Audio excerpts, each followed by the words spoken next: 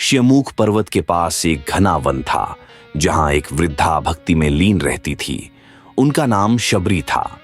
वह निषाद जाति की थी और अपने गुरु मतंग अर्षि की आज्ञा का पालन करते हुए वर्षों से प्रभु श्री राम के दर्शन की प्रतीक्षा कर रही थीं। उनका हृदय प्रेम और भक्ति से भरा था। शबरी को बचपन से ही भक्ति का मार्ग प्रिय था। जब समाज ने उन्हें त्याग दिया तब उन्होंने मतंग अर्षि की शरण ली। अर्षि ने उन्हें समझाया कि सच्ची भक्ति में कोई जात पात नहीं होती, केवल प्रेम और श्रद्धा ही महत्वपूर्ण होते हैं।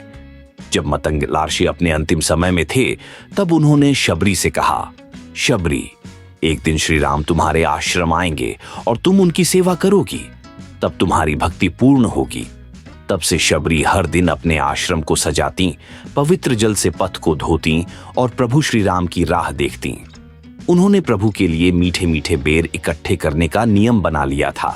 एक दिन जब भगवान श्री राम अपने भाई लक्ष्मण के साथ माता सीता की खोज में ऋष्यमूक पर्वत की ओर बढ़ रहे थे, तब उन्होंने शबरी के आश्रम का रुख किया। जैसे ही शबरी ने अपने प्रभु को देखा, उनकी आंखों से आनंद के आंसू छलक पड़े। वह दौड़कर उनके चरणों में गिर गईं और कहा, प्रभु, मेरे आश्रम में आपका स्वागत है।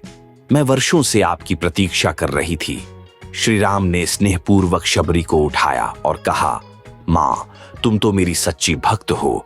तुम्हारी प्रतीक्षा और सेवा से मैं अति प्रसन्न हूँ। शबरी ने श्री राम के लिए जंगल के मीठे बेर इकट्ठे किए थे।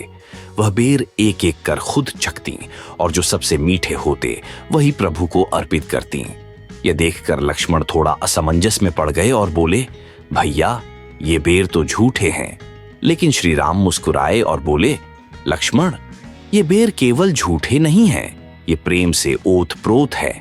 शबरी माता ने इनमें अपनी भक्ति का अमृत मिला दिया है। ऐसे प्रेम से दिए गए फल देवताओं के प्रसाद से भी श्रेष्ठ होते हैं। श्री राम ने प्रेम पूर्वक उन बेरों को खाया और शबरी की भक्ति को स्वीकार किया। यह देखकर शबरी का हृदय आनंद से भर गया। प्रभु श्री राम ने शबरी को आशीर्वाद दिया और कहा, माँ, तुम्हारी भक्ति सच्ची है। अब तुम अपने जीवन का अंतिम उद्देश्य प्राप्त कर चुकी हो। यह सुनकर शबरी का हृदय प्रसन्नता से भर गया और उन्होंने ध्यान लगाकर प्रभु श्री राम के चरणों में अपना शरीर त्याग दिया। प्रभु ने उन्हें मोक्ष प्रदान किया। शबरी की यह कथा हमें सिखाती है कि भगवान को प्राप्त करने के लिए धन, रूप, जाति या कुल की आवश्यकता नहीं होती, केवल सच्ची भक्ति ही पर्याप्त होती है। जब प्रेम और श्रद्धा सच्ची हो तो भगवान स्वयं भक्त के पास आते हैं और उनका प्रेम स्वीकार करते हैं। भक्ति में शक्ति है, प्रेम में अपनापन है और समर्पण में ही मोक्ष है।